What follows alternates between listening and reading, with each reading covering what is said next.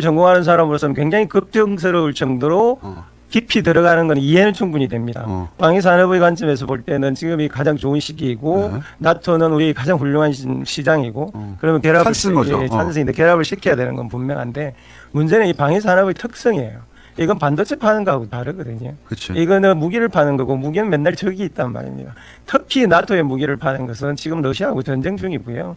중국하고도 이 문제는 IP4라고 하는 일본이 개입되어 있는 나토와 동아시아 연결고리라는 문제를 중국이 심각하게 보고 있단 말입니다. 그래서 이것을 단순히 팔고 더 많은 이익을 얻으면 되는 문제로 끝나지 않아요. 그런 문제가 하나가 있고요. 두 번째는 이제 우리나라가 지금 AI를 기본 먹거리로 미래 먹거리로 삼고 있고 그다음에 이제 방산이 차지하는 것 같은데 문제는 이 방산이 지나치게 우리 미래 먹거리에서 과도한 포지션을 차지할 때 방산 국가로 갈 가능성이 여전히 국민들 그리고 전문가들은 걱정을 해요.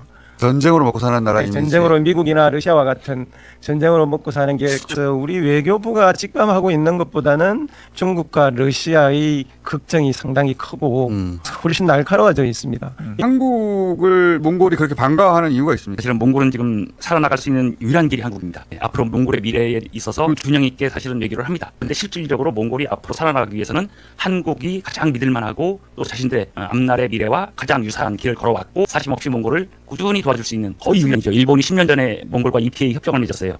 그런데 무역 격차가 4배에서 74배로 커졌습니다. 빨대 꽂혀서 좀 빨아먹었다고 생각하는구나. 그렇죠. 그게 이제 몽골로서는 너무나 이게 당황스러운 거죠. 사실은 우리도 먹고 살려고 EPA 협정을 맺었는데 알고 봤더니, 알고 봤더니 수치를 보니까는 그전에는 몽골이 꽤 일본에 수출했거든요.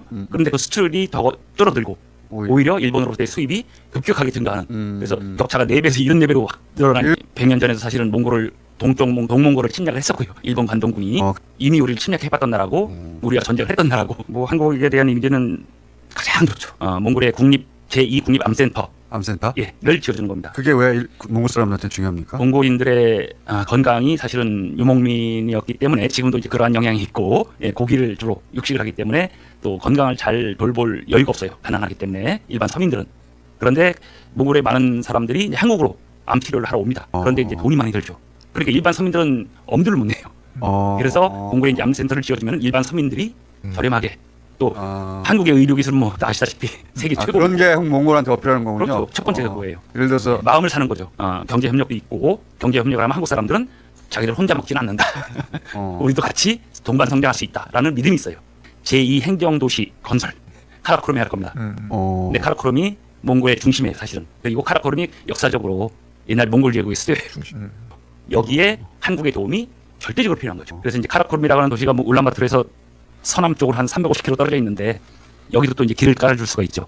그러면은 뭐 한 2시간에 갈 수 있게 만들면은 보통 전문가들이 얘기하기에 유럽이 미국 없이 방위하기엔 10년 필요하다. 그러니까 앞으로 3, 4, 5년 요 정도가 좀 핵심 크리티컬할 건 맞죠. 나토하고 방산 협력의 의미는 단순 나토 국가의 협력뿐만 아니라 미국 없는 세상이 나토에만 있는 게 아니라 중동에도 나타날 수 있거든요. 그렇죠. 그럼 그 중동 국가는 향후에 강해진 나토, 강해진 유유와 협력을 또 증대할 가능성이 크면 기본 협정을 통해서 나토 표준과 우리가 연계시키면 그 중동 국가 진출에 훨씬 도움이 됩니다. 제가 협력하는 과정에서 유럽 국가만은 그러니까 동유럽 국가로부터 실제 들은 얘기가 한국과 자기들과 전쟁할 일은 없지 않냐.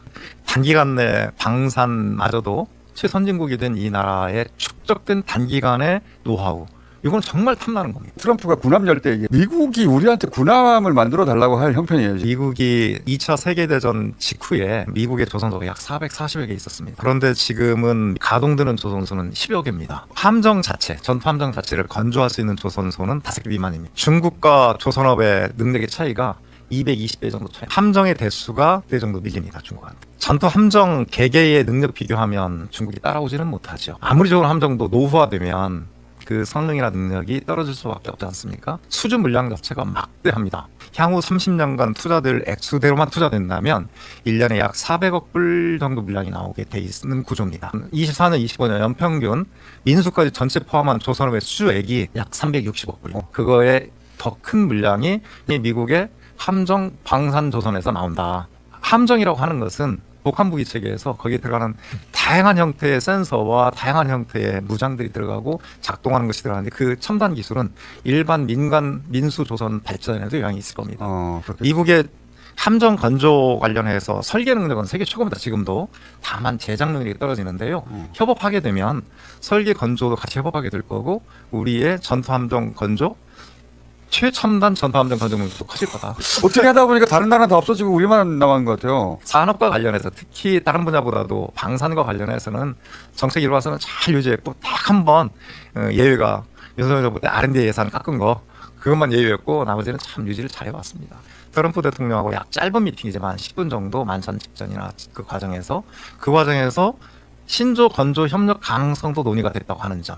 기존에는 MRO라고 해서 유지보수 정비 정도 내용을 했고 우리가 그것만 수주를 했는데 그것도 뭐 물량이 상당 액수가 나오고 또 꾸준히 나오기 때문에 작은 것은 아니지만 신조 건조하고는 차원이 다른 내용이에요. 처음부터 우리나라에서 최첨단 전투 함정을 건조하는 일은 뭐 쉽게 발생하지 않겠지만 지금까지는 군수지원함 중심의 유지보수만 나갔는데 군수지원함이건 아니면 그 중급 정도의 전투 함정이건 신조 건조가 나온다고 하는 것은 차원이 다른 내용입니다. 국제적으로 그 K방산이 각광을 받기 시작한 것은 최초는 21년 한 12월 초 정도에 호주 오커스 국가에 K9 자주포 1조 원에 수출한 거.